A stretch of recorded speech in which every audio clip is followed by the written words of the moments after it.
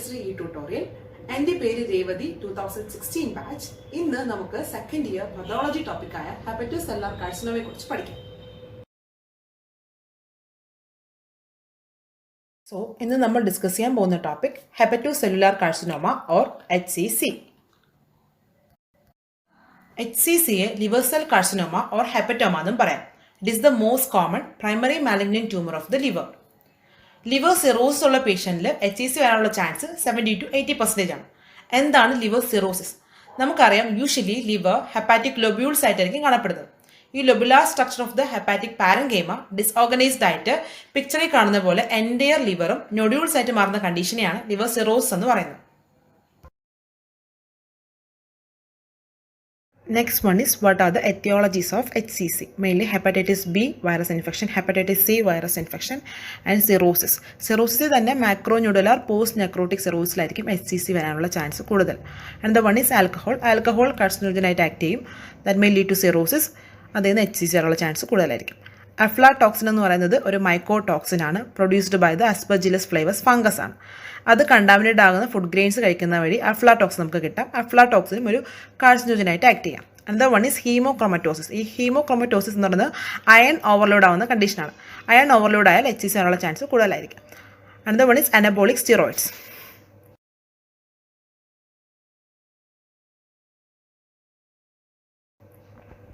ഇത് കൂടാണ്ട് alpha one antitrypsin deficiency വന്നാലും HCC വരാനുള്ള ചാൻസ് കൂടുതലായിരിക്കും. ആൽഫ-1 ആൻറ്റിട്രിപ്സിൻ എന്ന് പറയുന്നത് it's a liver derived glycoprotein ആണ്. അതിന് ഡെഫിഷ്യൻസി വരികയാണെങ്കിൽ HCC വരാനുള്ള ചാൻസ് കൂടുതലായിരിക്കും. And the one is prolonged immunosuppressive therapy. Renal transplanted ആയിട്ടുള്ള പേഷ്യൻസിലൊക്കെ HCC വരാം.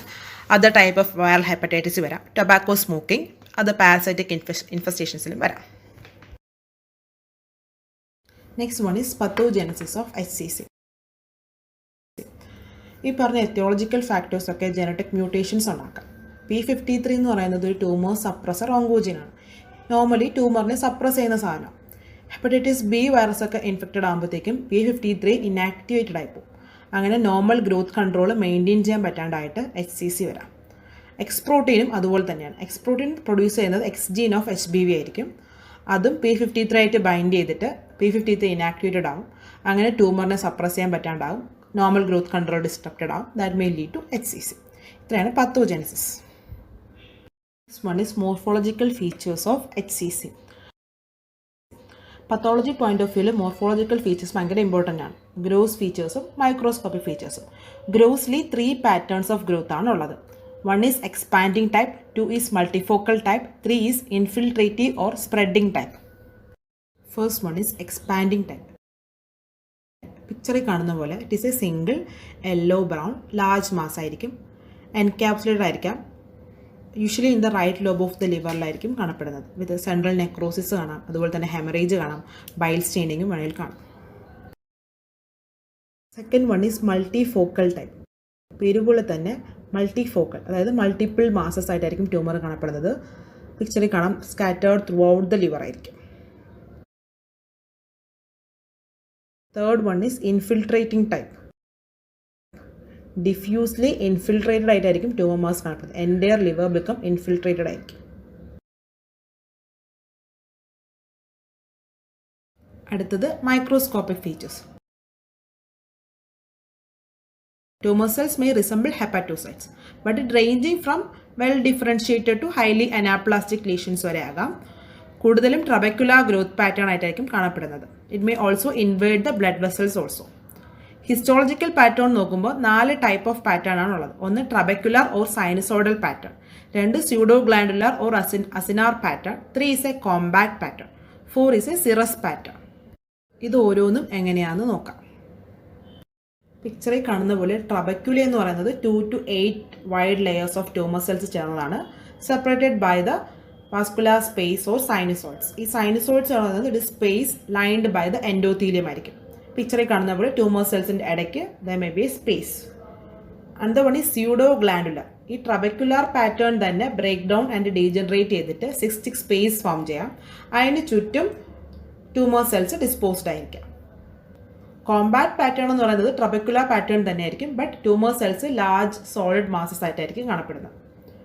പിന്നെ സിറസ് പാറ്റേണിൽ it is A more abundant fibrous tissue ആയിരിക്കും. പിക്ചറിൽ കാണുന്ന പോലെ ഒരുപാട് ഫൈബ്രസ് ടിഷ്യൂ ഉണ്ടെങ്കിൽ അത് സിറസ് പാറ്റേൺ ആയിരിക്കും. Next one is cytological features.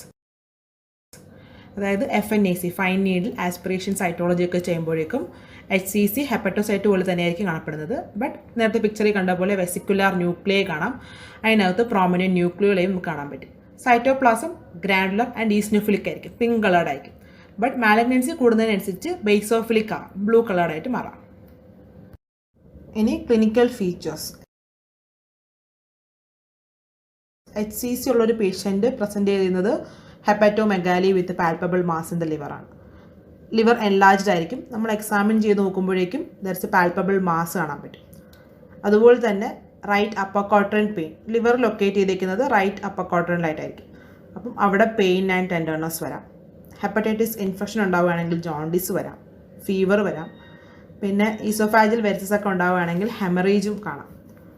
Ascites ഉണ്ടാവുകയാണെങ്കിൽ അസൈറ്റിക് ഫ്ലൂയിഡിൽ RBCs ആൻഡ് മാലിഗ്നൻറ്റ് സെൽസും കാണാൻ പറ്റും.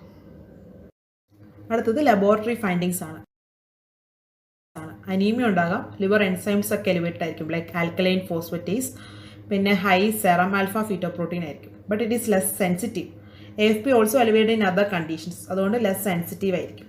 അൾട്രാസൗണ്ട് ഓഫ് ദി ലിവർ ആണ് മോസ്റ്റ് സെൻസിറ്റീവ് എന്ന് പറയുന്നത്. പിന്നെ അബ്നോർമൽ ടൈപ്പ് ഓഫ് പ്രോത്രോംബിൻ ആണ് des gamma carboxy prothrombin. It is also elevated in HCC. അടുത്തത് സ്പ്രെഡ്. HCC എങ്ങനെയാണ് സ്പ്രെഡ് ചെയ്യുന്നത്?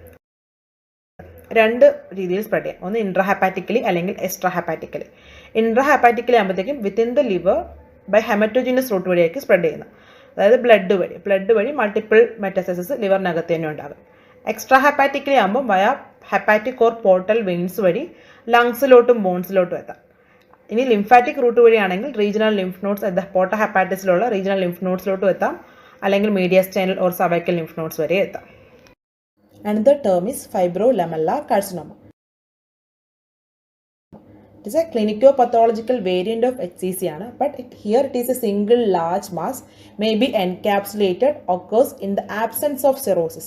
HCC നമുക്കറിയാം usually in the presence of cirrhosis ആയിരിക്കും. ഹിസ്റ്റോളജിക്കലി നോക്കുമ്പോൾ it is eosinophilic polygonal cells or oncocytes ആയിരിക്കും, forming cords and nests separated by the bands of fibrous stroma. പിക്ചറിൽ കാണാം ദർസ് എൻ ഓങ്കോസൈറ്റ്സ്, ഈസ്നോഫിലിക് ഓങ്കോസൈറ്റ്സ് കാണാം. കോഡായിട്ട് അല്ലെങ്കിൽ നെസ്റ്റ് പാറ്റേണിലൊക്കെ ആയിരിക്കും കാണുന്നത്. സെപ്പറേറ്റഡ് ബൈ ദ ഫൈബ്രസ് സ്ട്രോമയൊക്കെ അവിടെ ഇവിടെയായിട്ട് കാണാം. ഇത്രയാണ് മെയിൻലി ഹെപ്പാറ്റോസെല്ലാർ കാർസിനോമയിൽ പഠിക്കാനായിട്ടുള്ളത്. Thank you all.